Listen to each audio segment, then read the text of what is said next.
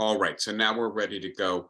And I'm going to speak with you about technology today. And obviously, there's a lot happening in the world right now, whether we're talking about the expulsion of people from the Tennessee state legislature, the votes in Chicago, and especially the vote for the Wisconsin State Supreme Court. The stuff that's happening with the divulgence of intelligence information, the court decisions about the accessibility of abortifacient pills.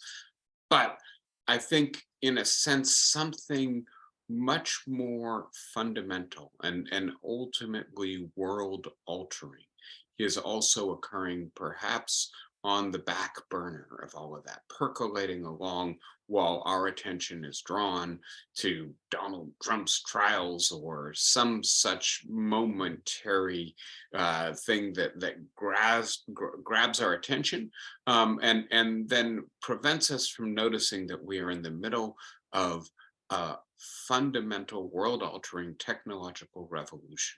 And this is the revolution in artificial intelligence, which is perhaps attracting the most attention right now because of the chatbot technology, the capacity of various servers and applications to increasingly have something like a meaningful human conversation with you, where you ask questions or make comments and it responds to you as if it were a full equal conversational partner with you. But having said that, that's I think just the most recent manifestation of the newly powerful uh, affordances of artificial intelligence, generative AI, as it's called, because it's now generating its own knowledge, going in places that we don't just ask it to go, but where it, in a sense, leads itself. The CEO of Google recently said in an interview that he thinks that this is as revolutionary as fire or electricity, that this is among the handful of human inventions that fundamentally changes everything that comes after it. And I thought it would be worthwhile talking about it. I am, as you are well aware, not a technologist. So the approach I'm going to take today is in part to try to introduce the technology. I have spoken with a couple of colleagues who do specialize in computer science and a couple of friends who work in the industry. I've tried to check to make sure what I'm saying is not wholly off basis, and to get as much information as possible. I know some of you also have a fair bit of knowledge about these topics. And so if I need correcting or supplementing, I hope that you will come in and share what you know as well. But the big topic I want to venture into today is as much philosophical as technological, and it's about what our technology might do to us and whether or not we are being incautious, not to say reckless, in the way in which we are unleashing technology that we really don't understand how it works, what it will do, or where it will go, and doing so in a kind of arms race dynamic, both commercially and internationally, where it's just a race to see who can get there first, irrespective of what the ultimate consequences of unleashing the technology are. And so I've put on the board three representations of self-reflection from three different historical moments. The first is a Spanish painting from the 17th century of Socrates looking at himself, the metaphor of knowing thyself, reflecting upon themselves, represented by an anachronistic technology, because the Greeks actually didn't have mirrors, right? They had reflections in water if you wanted to see yourself.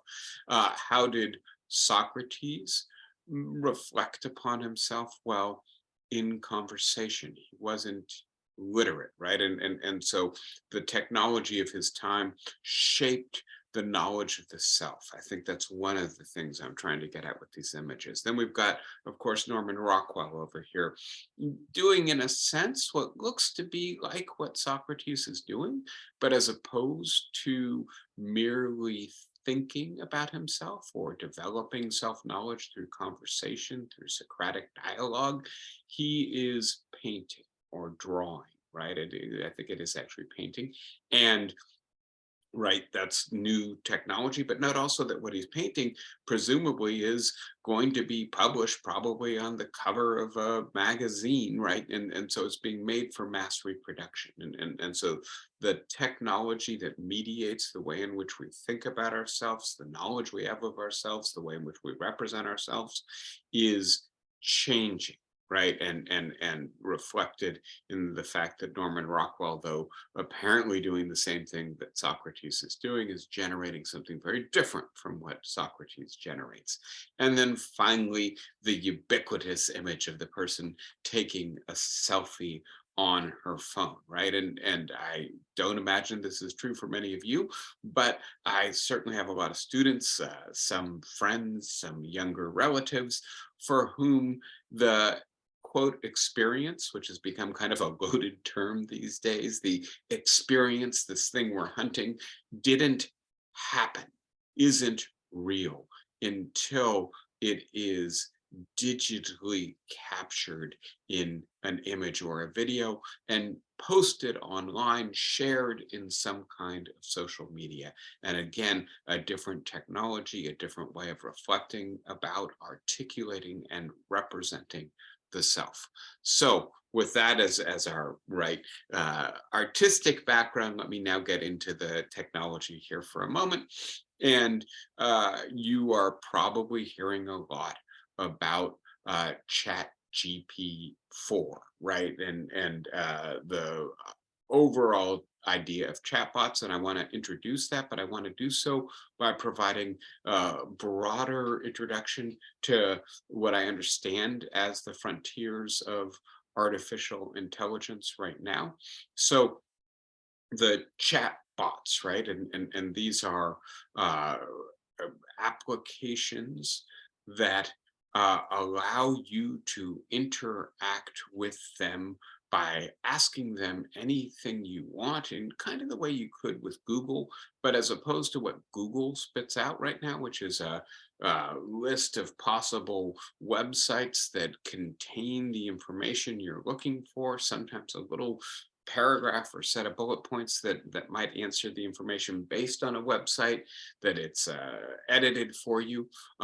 These chatbots produce original text, sometimes in the form of a written response, sometimes in the form of a spoken response that generates an answer to your question that is not just drawn from the best responses available on the World Wide Web, but which is original or generative, generated by the chatbot itself. And the use of language, the content, the substance, the factual, as well as the expressive characteristics of the language are generated by the computer algorithm itself. It's not just taking you to what it thinks is relevant that somebody else has generated, it's generating the content for you. And this is then representative of generative artificial intelligence and the new frontier of machine learning. It certainly is the case that computers are speaking for themselves, that they are now generating language that we understand to be both cogent and original. I think the question of whether they are thinking for themselves is a really deep, important philosophical question. And so we need to understand a little bit more about what the computer or the algorithm, the program, the machine learning is doing, and what we're doing, and to compare and contrast those. And that's part of what I want to do with you today. So let's start first with the technological background. And this refers to dispersed neural network computing. So we have to go back around 30 years when computer scientists were running into a great deal of difficulty in getting computers to solve the problems that they wanted them to solve. And so one approach, which is the approach that proved to be the most productive, constructive in solving these problems, was to look at the way in which the human mind operates and to notice that the human mind does not have uh, programs built into it to solve problems the way a single computer on its own might be programmed to play solitaire. As opposed to that, what the human mind has is billions of neurons and trillions of pathways connecting those neurons, down which multiple chemical or electrochemical uh, possibilities are channeled. And depending upon, right, the electrochemical stimulation, the next neuron in this vast network fires and fires, emitting a different or maybe the same neurochemical to a variety of other connected neurons. And so the idea occurred to the computer scientists to try to make something like a human neural network reside in computers. And so to network computer programs within the same computer, simple binary on-off programs, and then more complicated uh, programs that could perform more complicated calculations and algorithms, and then to connect them across computers, and to not try to program the computer in advance, but to try to see what kind of problem solving capacities could be generated by exposing these machines to a whole bunch of information and then seeing if they could develop the capacity to solve problems for us. Hence the phrase machine learning, right? And so I think the analogy here, it's funny, I was speaking with Genevieve, whose daughter has just begun walking, about this, might be with human learning now, right? So you have a human infant, you baby, I guess I should say, a toddler, and you want it to walk, right? Do you eh, draw a diagram of how the human leg works? Do you try to very methodically put one foot in front of the other, get them to exercise bending their knees? And the short answer is, of course not, right? Maybe you let them hold on to your hand and practice walking a little bit, but someday they're just going to push themselves up and start walking because, well, the architecture of their brain contains a predisposition to do this.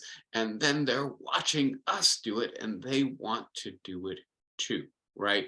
And I think that analogy is very close to what's going on with computer learning right now. We give the computers a bunch of information and see if they can figure out how to do things. I think I may have discussed this with you before, but I'll just give an example, which I like a lot.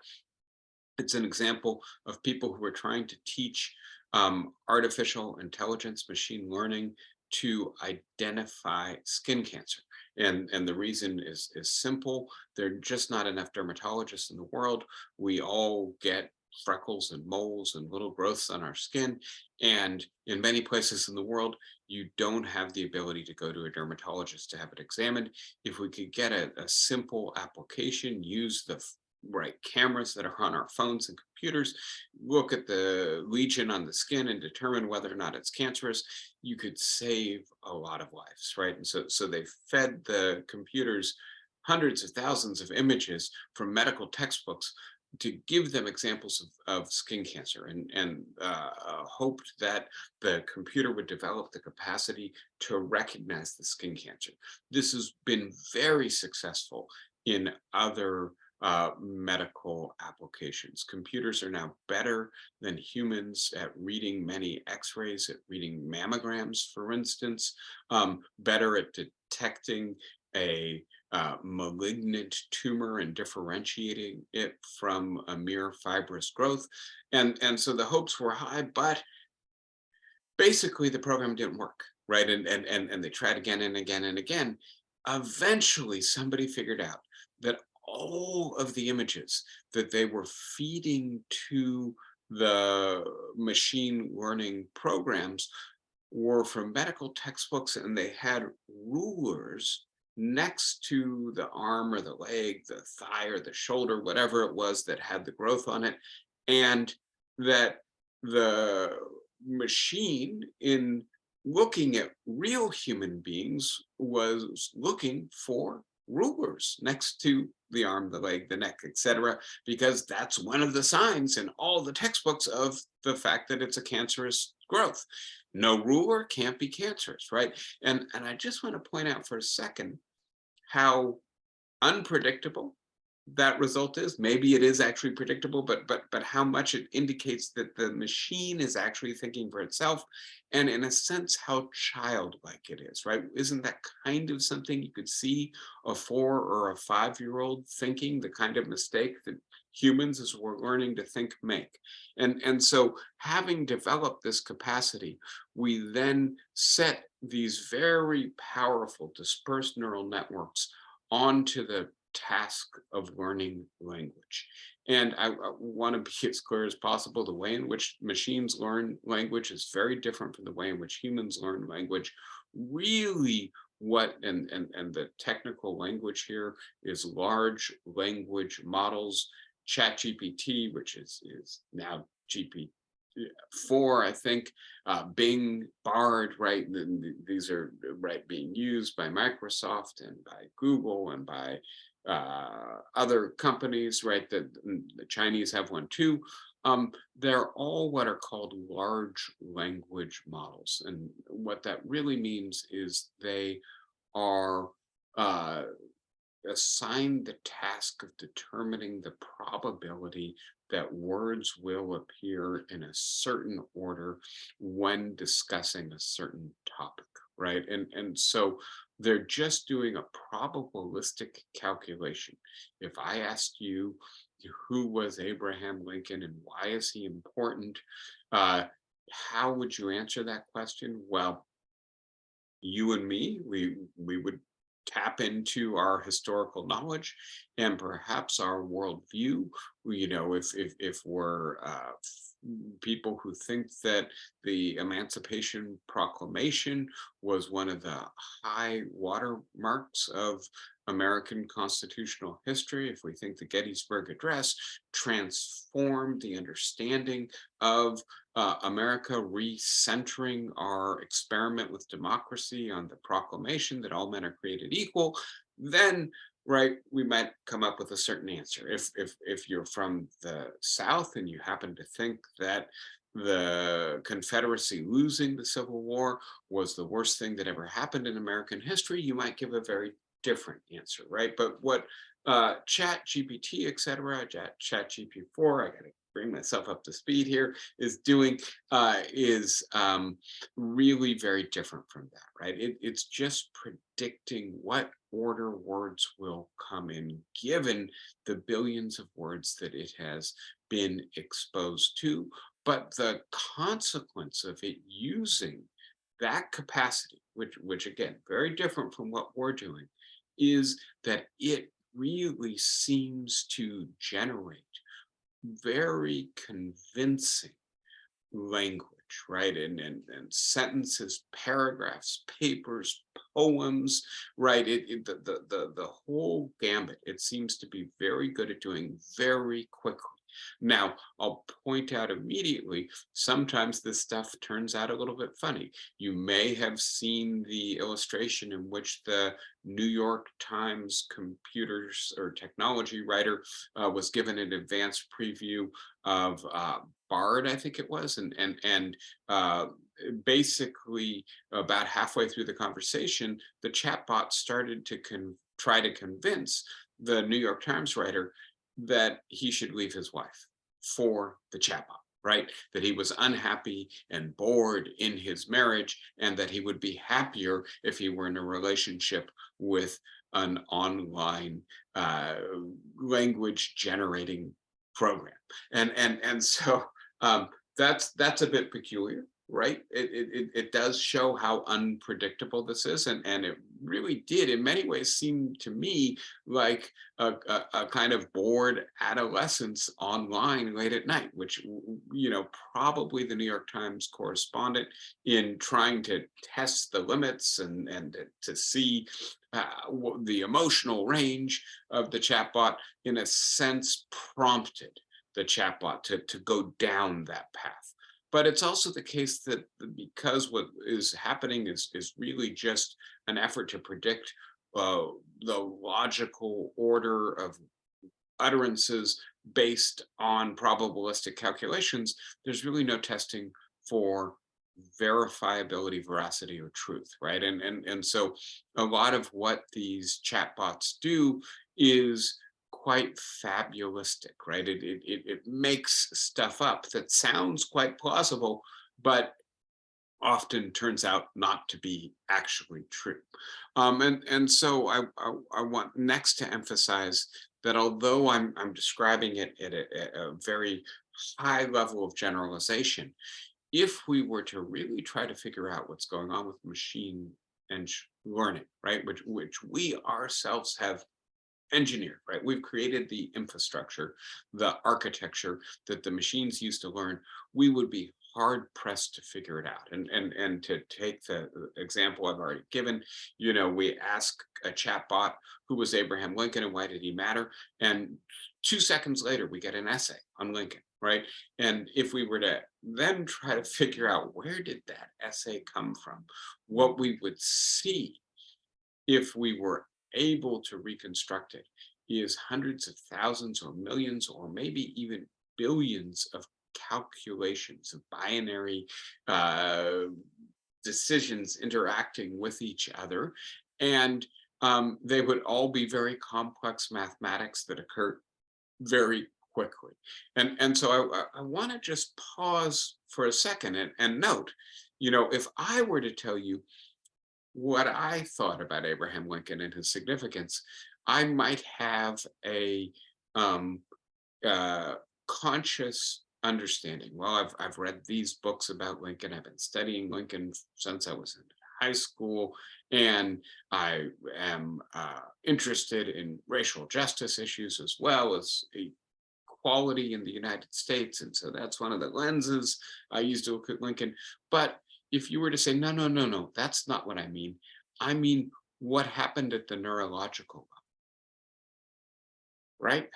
How would I know? And frankly, at that level, it might be as baffling as what the machine is doing, right? If we were to try to trace the neural pathways that eventually resulted in the conscious thoughts that I shared with you, there would probably be millions of neurons firing in very rapid succession in a way that would be as baffling as what was going on in the machines. And so in both cases, and I think it's really interesting to notice that we're learning some about how the brain works, how our minds work by understanding how computers work. This is really the first time that this is happening. The example I gave a few minutes ago of how dispersed neural network computing worked. We thought about the human brain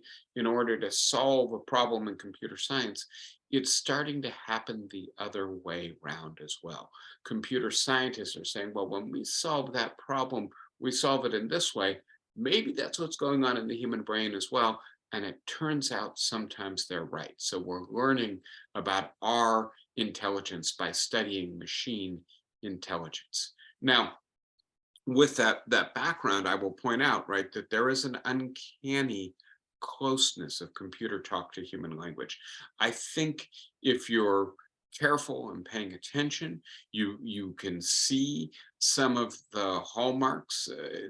There's a very kind of anodyne, boring quality to a lot of what the chatbots say. On the one hand, on the other hand, people typically think this, but some other people think that. It's very milk toast kind of responses. I've actually played around with trying to have Chat GPT or evaluate some of my students' papers. And I'd say, and so I put the paper into its little window, and so I'm putting a 10-page paper in, and I asked, please tell me what you think about this paper. What are its strengths? What are its weaknesses? What are the important areas for improvement? What is its main argument? And in 2 seconds, on a 10-page paper that would probably take me half an hour to an hour to read, it has spat out an answer to all of those questions. So it's read the paper and composed the narrative evaluation that it might take me 10 minutes to compose. So that's the impressive part. That the other thing I would say very quickly is that around half the time it's quite good at evaluating the paper, at least in conveying the basic argument of the paper. And around half the time it's really quite far off. The other thing I would say is that basically the evaluative dimension of it makes it sound like every paper is an average paper. It really isn't giving me, at least, any way to differentiate a good paper from a mediocre paper from a bad paper. So I now want to turn for a moment to the difference between how computers think and how we think, and focusing on what they're saying. But let me start with the basic idea of an interpersonal interaction. And so I'm speaking with one of you, and right, it's in an interpersonal context. We're sitting in a cafe or in your living room, and we're getting to know each other a little bit. And so I'm, among other things, trying to figure out, well, where do you come from, right? What experiences have you had in your life? What matters to you? What gives you joy? What worries you? And in so doing, I am, the way psychologists sometimes put this, constructing a theory of you. I might also say a model. I'm not right able to get into your head and figure out exactly what you think and what makes you tick. But by the answers you're giving me, I'm beginning to say, oh, I see.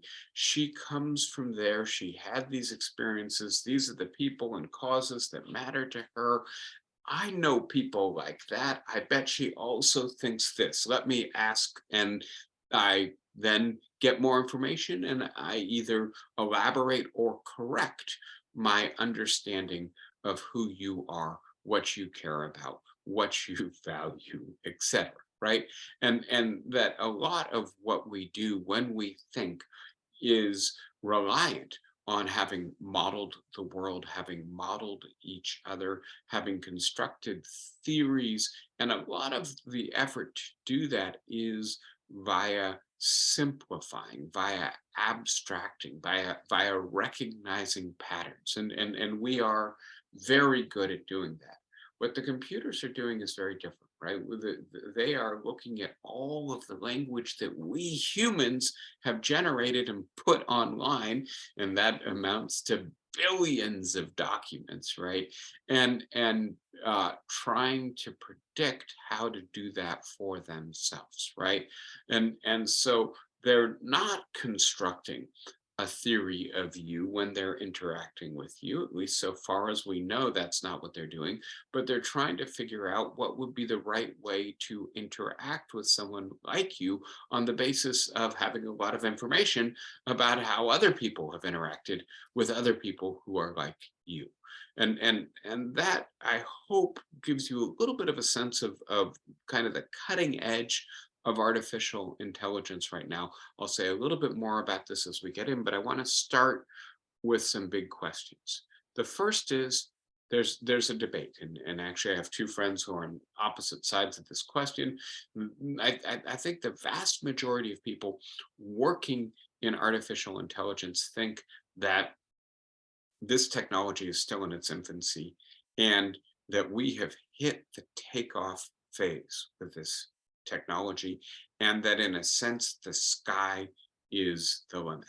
And so we should just expect this technology to keep getting more and more powerful, its capacity to solve problems, to appear more and more intelligent, perhaps to do better at presenting itself as sentient, as feeling, perhaps even eventually achieving sentience. And by the way, one of the big scenarios here, and this is something that has already happened, and so this is happening very quickly, is that artificial intelligence is now programming artificial intelligence, right? And it turns out it's very fast at doing it, much faster than we are. And so a lot of the advantages to machine learning have to do with the speed of the calculative or computing operations that it can do.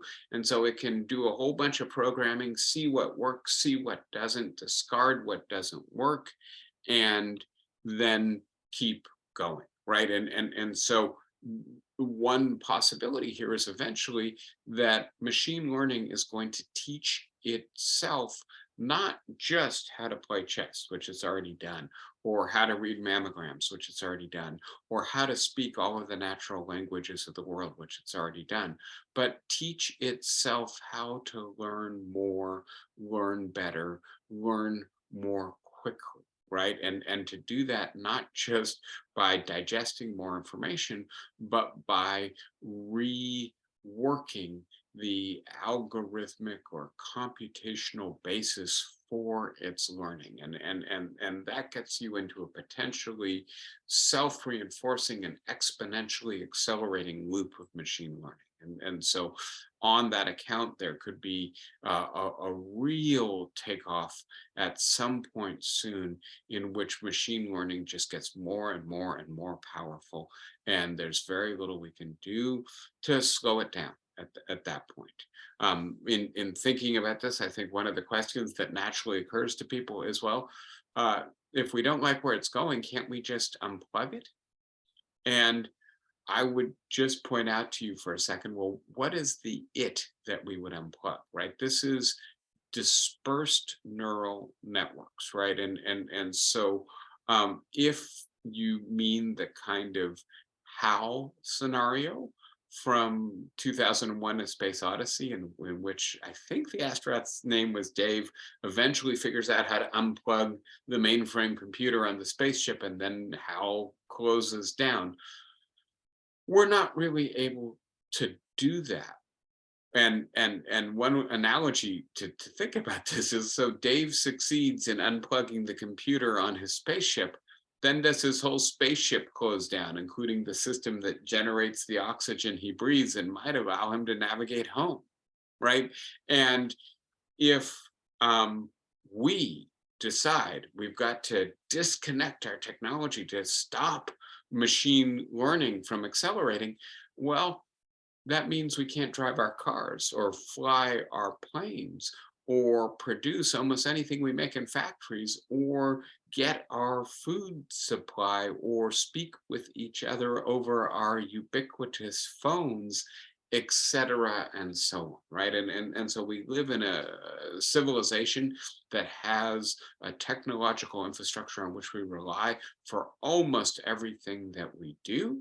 And so unless we're going to go back to subsistence farming to feed ourselves, we probably can't just unplug the technology. Now, the other side of the debate here is that this technology actually may have built-in limits, and that it may be nearing a plateau soon, and that it's not going to be able to get past that plateau, because what this technology is doing is not thinking in the way that human beings do it, but merely predicting how human beings think. And that those are two very different operations. The analogy that the people who have the It's not going to just keep going exponentially getting better, but it's going to hit a ceiling pretty soon. Their analogy is with self-driving cars. And I believe it was 2018 when Elon Musk predicted that self-driving cars would be replacing human drivers within 2 or 3 years, right? And it's about twice as long as that since he said that, and we're still not using self-driving cars, right? They're getting better and better, but it turns out that the level of progress they were making hit a ceiling, and then they didn't actually get to the place where they're safe enough to replace human drivers. It turns out that our brains have certain capacities that the really advanced technology that self-driving automobiles use can't yet replicate. And so it's entirely possible that this may turn out to be overhyped, but I think we have to take seriously that most of the people who work in this field are on the side of this debate that says, no, the sky is the limit. This is just going to keep accelerating. We have to take that seriously. So next big question, is language prediction sufficient for cognition and sentience? And by cognition, I mean really thinking for yourself. And I've tried to explain what believe human beings are doing when they think and how that's different from what computers are doing. And so I'm going to be cautious for the moment and say it's certainly sufficient for problem solving, right? And there's just a whole bunch of stuff that computers and artificial intelligence, machine learning, dispersed neural network computing are learning to do better than we can do. A human being will never beat a computer at chess again if it's the most advanced computer. We will never be as good as computers are at reading mammograms and x-rays. And so those problem solving capacities are amazing. But if we mean something more than that by cognition, right? If we mean creativity, if we mean being able to look at the world in a different way, if we mean being able to step back from the problem and constructing a new theory of how to understand what is happening in the domain we're trying to explain. You may have seen Noam Chomsky had an op-ed in the New York Times. It's far from clear that in that deeper sense of intelligence, that computers are able to do that yet, or that the current approach to technology will allow computers to be able to do that. Similarly, if by sentience we mean some deep capacity for emotion, some capacity to evaluate circumstances in light of how the likely outcomes are going to make us feel, are going to affect our emotional state of being. That again, it doesn't seem that is what is going on inside the computers. Yes, they're very good at replicating that, of producing a facsimile of it that I think is very convincing for some people. You may have seen again in the news quite recently that the first person who has left their boyfriend for a chatbot GPT. This woman says she will never date a human being again. Apparently, she finds the chatbot more sympathetic, more reliable, more intelligent and charming than her boyfriend was. My joke is that it probably makes fewer dirty dishes as well. And so, right, it can mimic a fair bit of human sentience, but that does not mean that it is actually sentient. So next big question, and here I'm getting still more philosophically deep. Will this alter human psychology? Will we start to, quote, converge conceptually with our computers? And so I imagine many of you have had this experience, right? You make a friend, particularly at a formative period in your life.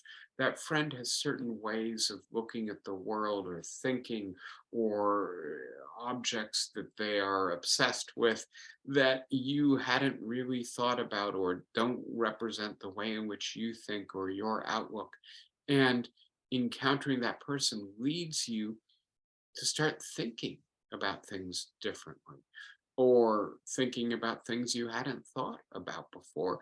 And that over the course of your life, you internalize aspects of that other person's way of looking at the world. This is a fundamental way in which human personality growth occurs.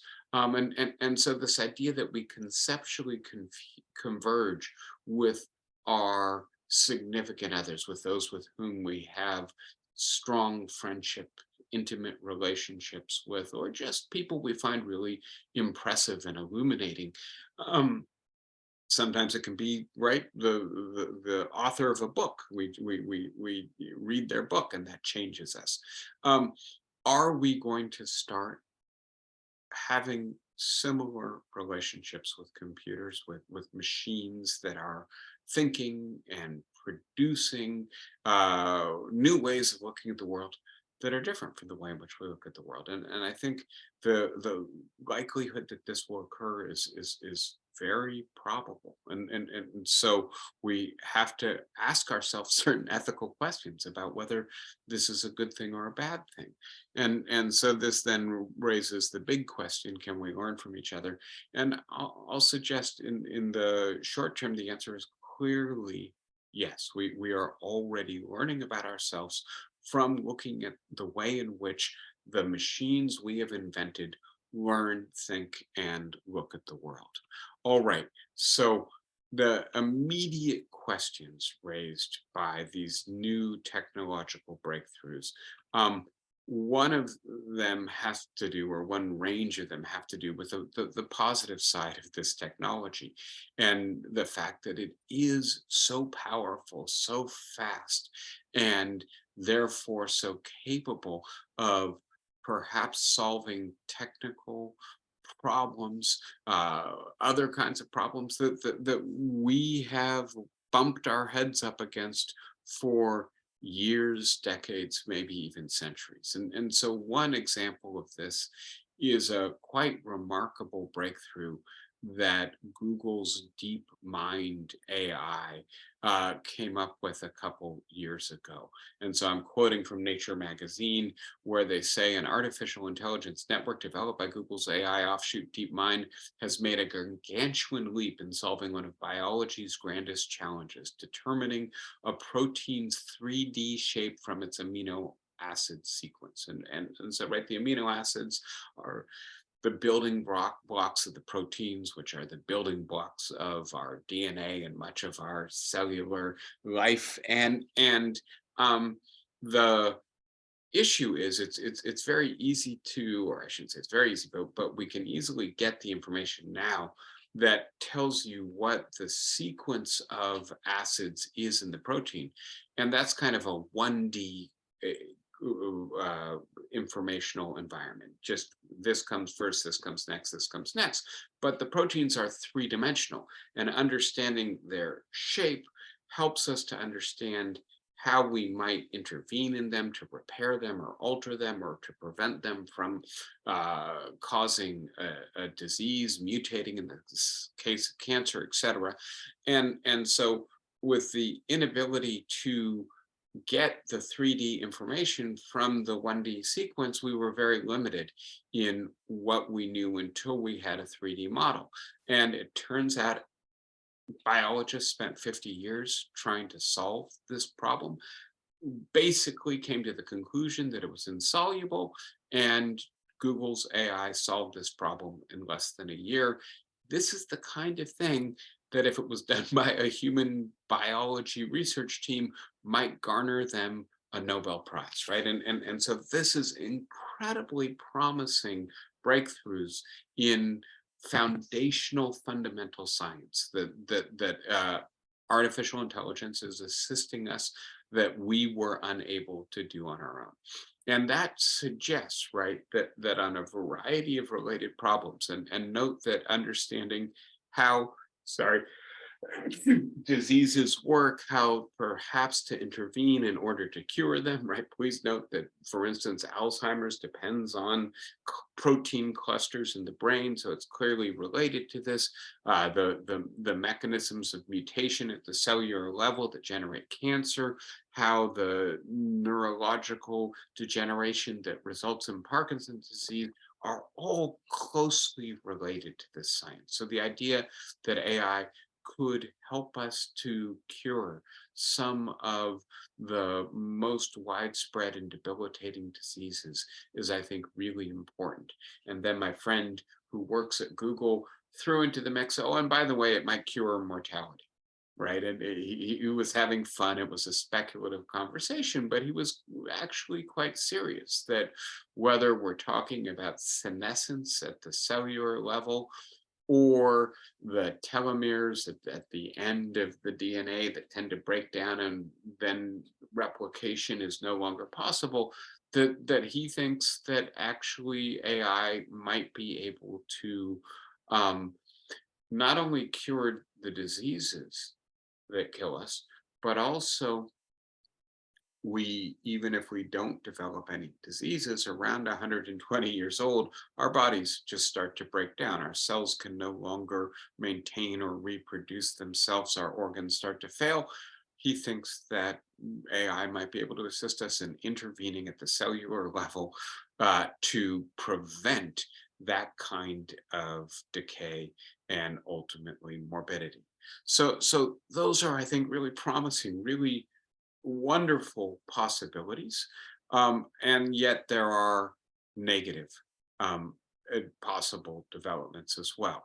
And so I just think that one of the things we have to recognize is that in unleashing an intelligence that can train itself, that can eventually develop and further empower itself, the results are going to be unpredictable and certainly disruptive. But that's really just the start of it. Let me start with the idea, and there are multiple places we could go here. I'll speak with you about Yuval Noah Harari in a moment, but you may have seen he had an op-ed in the New York Times in which he called for immediate and aggressive regulation of AI technology. Elon Musk and thousands of others, engineers in the computer science and related fields, have called for a moratorium on deploying artificial intelligence technology at the commercial scale. And here is, I think, another good example, right? This is an article yesterday's New York Times.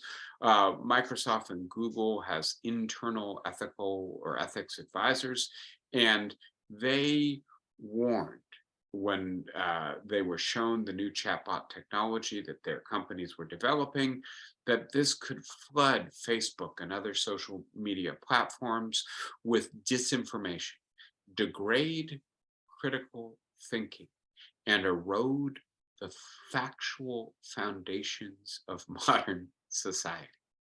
But their companies nevertheless made that technology publicly available, overrode the concerns of their ethics advisors. And please note, right, eroding the factual foundation of modern society, that's not a minor ethical qualm, right? That's a major concern.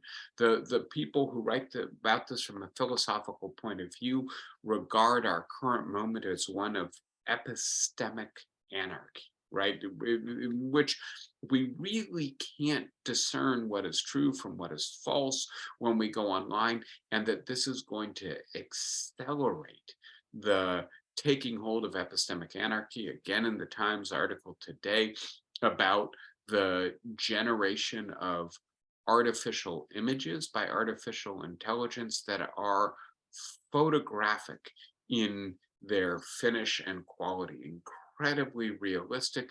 And most of us can't tell the difference between a real photographic image and a digitally generated one. Not digitally altered, digitally generated. Never happened, but the computer is so good at generating it that it just looks like it's real, right? And so what this reveals, the fact that, right, these large companies overrode their ethical advisors, is that we have an arms race here, right? And the underlying dynamic driving the deployment of these technologies is at once a commercial and international arms race. Microsoft looks at Google and says, well, if we don't do it, they will. Google looks at Microsoft and says, well, if they do it and we don't, they eat our breakfast, lunch, and dinner, because we rely, our fundamental business model is people using our search engine and we harvesting their data as a result. And people would rather use the search engine that has a chatbot in it. So we have to do this too. And so competitive commercial dynamics force the ongoing development and deployment of this technology, despite these deep worries about what this technology might do.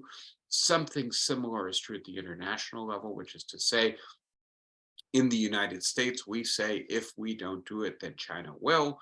One explanation for why little Ukraine is fighting big Russia to a standstill is because they have our more technologically advanced weapons. The Russians don't. And we don't want to be in that position vis-a-vis China. So we allow our companies to keep galloping ahead with this technology without knowing what it's going to do to us. Now, when I say knowing what it's going to do to us, let me now quote to you. You may have heard this, the survey of experts on the progress of artificial intelligence. So these are all experts working on artificial intelligence. And they were asked, what probability do you put on the human inability to control future advanced AI systems causing human extinction or similarly permanent and severe disempowerment of the human species? And their answer was about 10%, right? That's the median reply. And as Ezra Klein pointed out in the New York Times, right, would you get on an airplane if you knew there was a 10% chance that it was going to crash? Right? If you were an engineer working on developing a new airplane and you concluded that there was a 10% chance it was going to fall out of the sky, would you approve of your company going forward with that project? Right? What in the world is going on in a field where tens of thousands of people are making oodles of money, and they're working on a product that they think has a 10% chance of causing extinction or permanent and severe disempowerment? And I put italics in this to emphasize human inability to control, because it seems to me that there was another question in the survey that omitted the human inability to control. And the answer to that was only 5%.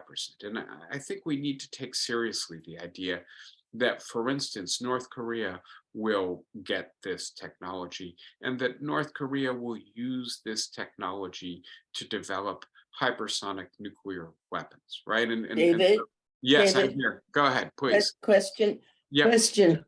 Yep. Did anybody ask that question of the AI program?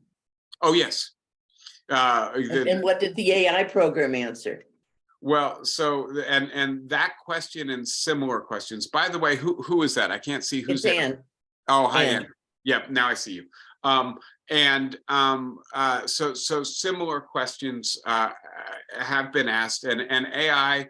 One of the ways you can tell it's a chatbot answer is it will almost always have this milk toast on the one hand, on the other hand kind of structure to it. And so it will say some people are concerned that AI could do this, other people are not as concerned. In the Noam Chomsky editorial in the New York Times, in which he and several of his colleagues wrote to try to indicate why chat bot programming is not actually intelligent, they actually reproduced a long dialogue between not Chomsky, but another of his co-authors and chatbot, in which they asked whether or not chatbot was ethical. and it's got a kind of surreal quality to it, in which it basically says, I'm not qualified to give an opinion about. And then the person asked back, well, isn't it unethical not to have an opinion about that? And so yes, there are some fascinating efforts to use chatbot to reflect upon chatbot's potential problems or limits. Okay, thank you. You bet. And give me a couple more minutes. I'll finish up, and then we can open this up to questions and et cetera. Um, so uh, somehow I went back to the beginning. Are you seeing the beginning as well? Yeah. Yeah, Yeah. Okay. So I don't know why that happened, but let me go back to where we were. So part of what I was trying to emphasize when Anne asked the good question is this human inability to control, and the idea that it's not just that the technology might do stuff of its own accord that is bad for us. It's that human beings have a long history of doing stuff that's bad for other human beings. And if this technology rapidly increases our capacity to do that before we have the capacity to regulate it or to defend ourselves against it, that makes the world we live in a much more dangerous world. And so I'm going to very quickly go through some material that we've talked together about before. The first, the idea that we are increasingly in a technopoly. That's Neil Postman's description of a society that does not make any effort to regulate its technology, but just goes where its technology will take it. And that the underlying technological basis for this new computational power is so-called Moore's law. You may have just seen Moore just died about a month ago. His law is not really a law, it's a prediction. He thought it would maybe go on for 10 years. It's gone on, it turns out, for 50 years, in which the number of transistors in a circuit chip doubles every 2 years, which then doubles the computational power that we can concentrate in any device. So this is a world of exponentially increasing computational power, which is, of course, what underpins the capacity for machine learning. And then we look at the amount of computing power being dedicated to artificial intelligence. And after a long period of simple secular growth, it has gone into exponential growth over the last 10 years. By the way, this is using a tremendous amount of energy, electricity, which is not great for global warming, but this is the basis for the takeoff of artificial intelligence. By the way, it's also the case that we're all wired, and so the amount of information that artificial intelligence has to draw on to try to learn is ever expanding. And by the way, we are adapting technology faster and faster and faster, and that's putting us in a position where we have less time to learn, to regulate, to adapt, to control, to develop cultural norms, as well as governmental policy to cope with the new technology.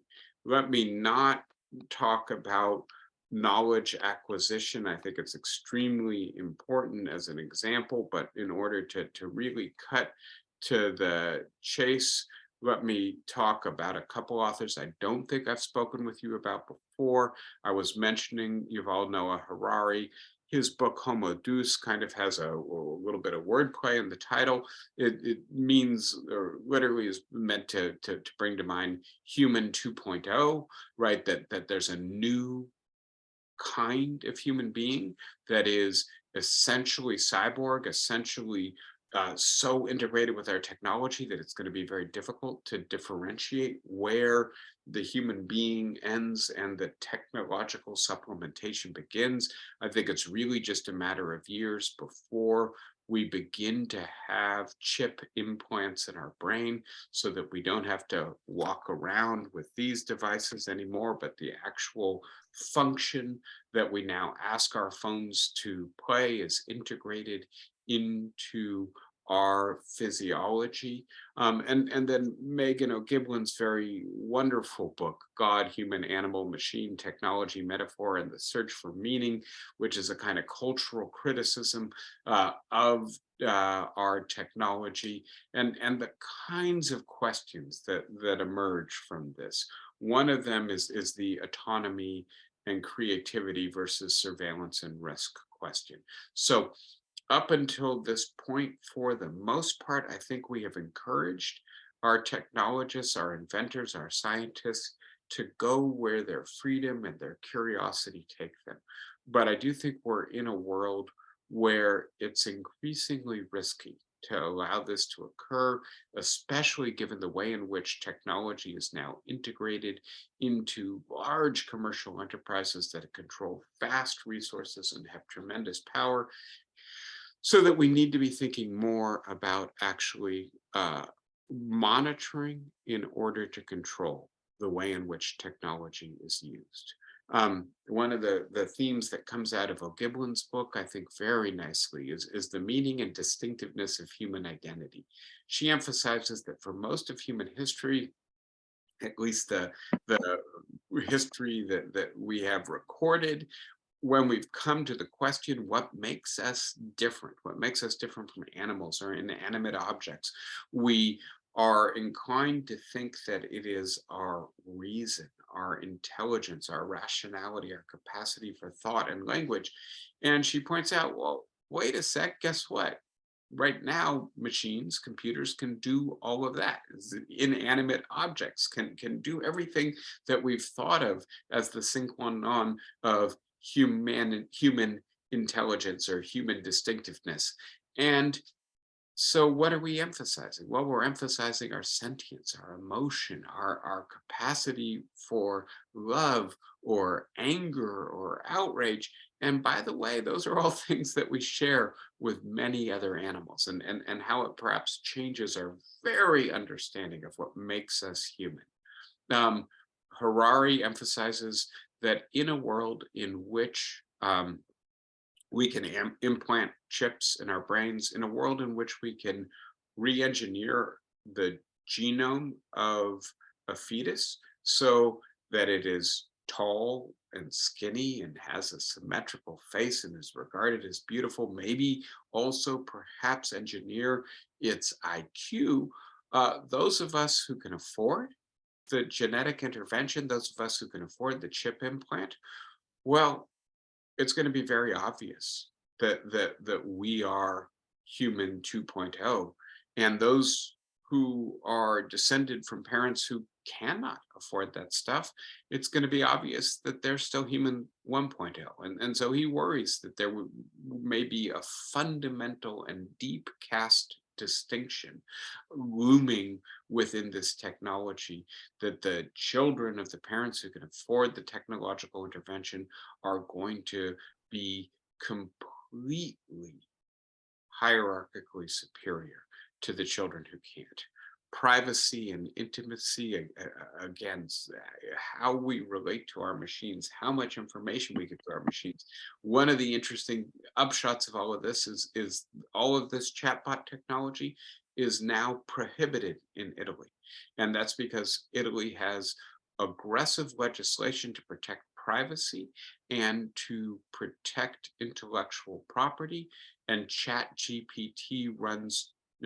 chatbots run roughshod over that stuff, right? And so it's just really hard to maintain traditional norms of privacy, of ownership, perhaps of intimacy as well. The woman who left her boyfriend for a chatbot clearly didn't like some of the complexity that comes with human relationships.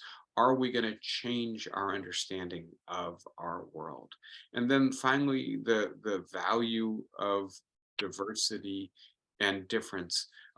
Maybe I'll stop there because that's a whole complex theme to get into. But I do think one of the things that we're seeing is that people are beginning to pivot in the direction of preferring interaction with machines to interaction with humans. It's just a lot easier. They're made to please us. We are not necessarily made to please each other. Why don't I stop there? I'm sure, well, I guess you have thoughts and questions. Who wants to open it up? John, go ahead. I don't have any big thoughts, but my immediate reaction to reading that chatbot stuff is that I'm sure glad I don't teach an undergraduate class with 30 students in it anymore. Yeah. So I have a friend at NYU who has caught his first case of chatbot plagiarism. And so he confronted the student, and the student confessed, and the student basically said, well, everybody's doing it. Why shouldn't I? Right. So yes, it's happening already. I saw another hand raised. Marion, go ahead. Yeah. Now, it seems to me, having had some family visitors in the last few weeks here, that there is so much about human emotions that can't be reproduced by a machine. Things like touch, which a machine can't do. Things like facial expressions, which I suppose a machine can do by copying, but not quite by understanding. And it seems to me that there's never going to be a machine that can do some of those multiple sensory signs of love or rejection or whatever the feeling is. Yeah, and Marion, I completely agree with you. And here's my reply. They don't have to do it. They just have to ape it. They just have to mimic it, right? And so I'll start with, and apologies, I don't imagine anybody here is easily offended, but if you are, close your ears for a moment. Sex bots, and I think you're familiar with this, right? That there's actually a booming industry of building robots that people have sex with, right? And so obviously the emphasis is on the genitalia and getting things that please people, but it's also on the facial expression, right? And you can program in different facial expressions. By the way, you can also program in different things for them to say, right?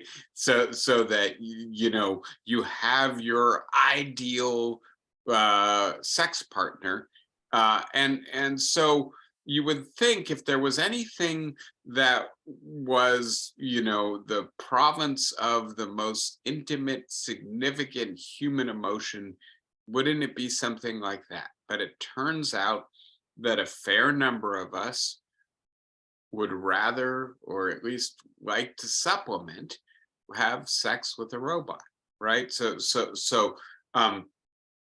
going back to the facial expression, and we are incredibly subtle, incredibly variable, right? It's part of what makes among other things, a really good poker player, is being able to read the very minute sign of anxiety or elation on the face of the person that you're playing against, right?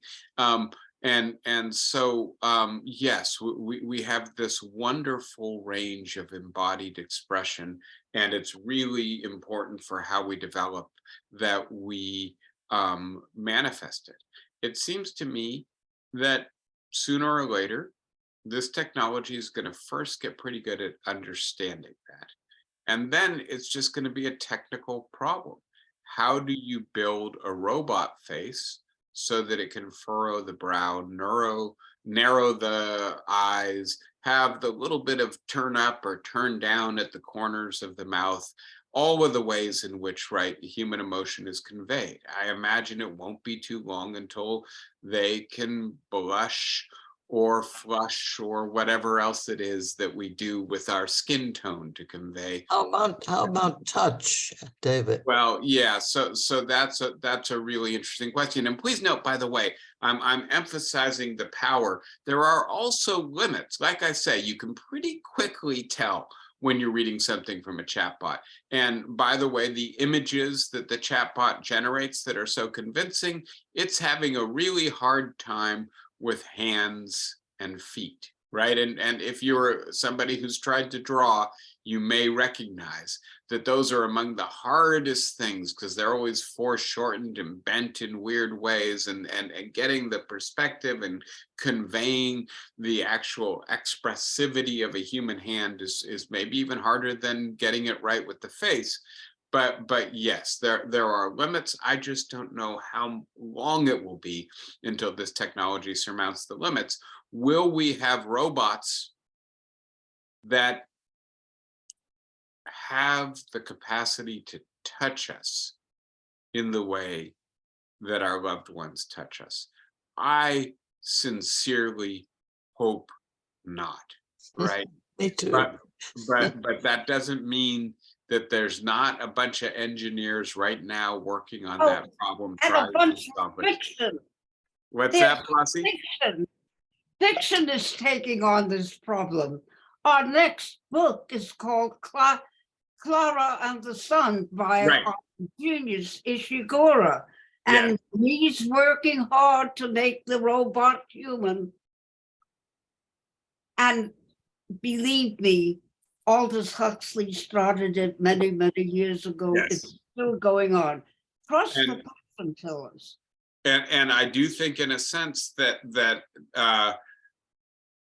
our creativity, our technological capacity is moving so fast that it takes that kind of imagination, a literary imagination, to discern our near future at this point. David, you've had your hand up for a while. Go ahead.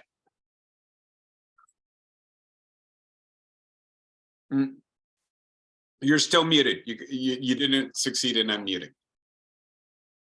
It's another classic example of no free lunch, and that is any tech tool that has great capacity for critical thinking also has great capacity for criminal thinking. The greater the likelihood that there'll be outcomes of great good to humanity, what comes with that is that equally likelihood of evil outcomes or disturbing outcomes and the like. So it strikes me that in one sense we've had this with every technology that's coming along. I certainly know that the book and the printing press carried with it the demise, the predictions of the demise of the what was the continuous scroll thing before that, but every technology up until now has had that sort of prediction of a doomsday associated with it, and so far they haven't come through. This one may be the technology, however, that is the exception to that rule of normalizing the technology.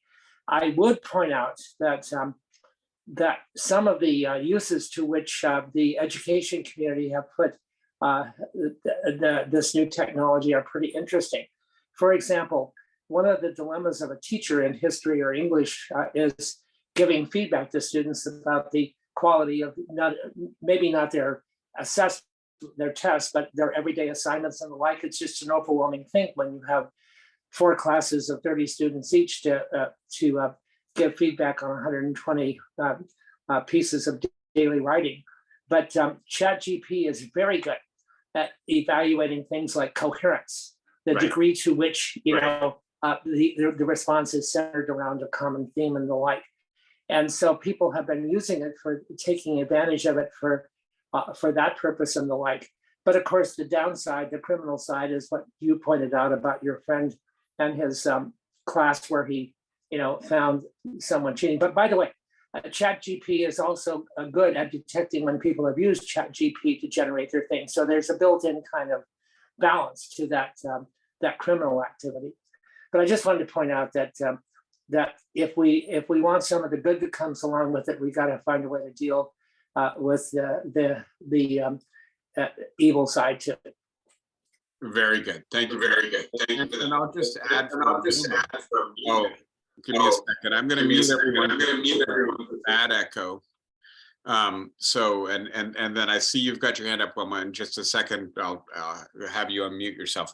But one of the big distinctions of the literature here is between convergent and divergent interests, right? And so will our artificial intelligence continue just to do what we want it to do, or will it start to have its own interests? And if it starts to have its own interests, will those interests be different from our interests? And so I'll just point out briefly my own kind of science fiction fantasy, totally fabricated dark scenario. You see that there is now a stream of leaked, highly classified intelligence documents coming out that concern US military planning. As I'm preparing this lecture and reading about that, dark thought is, wouldn't that be a wonderful way for artificial intelligence to begin to turn humanity against itself, if that's what it wanted to do? Have us ferreting out which of the spy agencies in the world did this, when in fact it was none. It was our own computers that did it to us. Wilma, save me from my dark fantasies. What do you have to say? You've got to unmute yourself. I wish I could, David, but my own follow along, unless we use this artificial intelligence to solve our climate difficulty, we're in a race to extinction, whether it's climate or this other technology that's going to do us in first. So that's like the new arms race. Who's going to win this? Yeah. And so thank you for that, because I spoke about cancer, Parkinson's, Alzheimer's, mortality, but I think another really good place would be trying to draw down carbon from the atmosphere. That's something that we know how to do, but we don't know how to do it on a scale that is going to address the scale of the problem we've generated. Maybe that's something that AI will be able to figure out better than we can figure out. And maybe ultimately AI will be what saves humanity from its own gross self-destructive tendencies. And wouldn't that be wonderful? I want to point out, you put me in mind of it. We've spoken before together about the vulnerable world hypothesis. This is Nick Bostrom, who heads the Future of Humanity Institute at Oxford University. His idea that, as he puts it, the urn of creativity, right? That's his metaphor for human creativity, contains a black ball in it. That's a technological development that extinguishes the civilization that generates it, right? And that if we take that thesis seriously, now that we have become the largest mammalian species on the planet with 8 billion of us, and now that we are so technologically advanced and interconnected, right? What if AI both allows us to solve climate change, cure a cancer, and make nuclear weapons in our garages or studies incredibly easily, right? You know, we need to control, to regulate, to surveil our technology, to figure out how to do it without fundamentally violating our freedom, our autonomy, our privacy. And we need to do it in a hurry, because the technology is not waiting for us. Don't ask me how to do that, but it does seem to me that these are the fundamental problems of the 21st century. And boy, are they different from any problems that humanity has ever tried to solve before. All right, everyone. Great being with you. A deep, interesting troubling stuff. I know. We'll circle back to this. There's more to talk about, but for the remainder of the month, I'm going to be talking with you about how to build a better economy, and I'm looking forward to that topic as well. Take care, everyone. Be well, and see you next week. Thank you, guys. Bye-bye.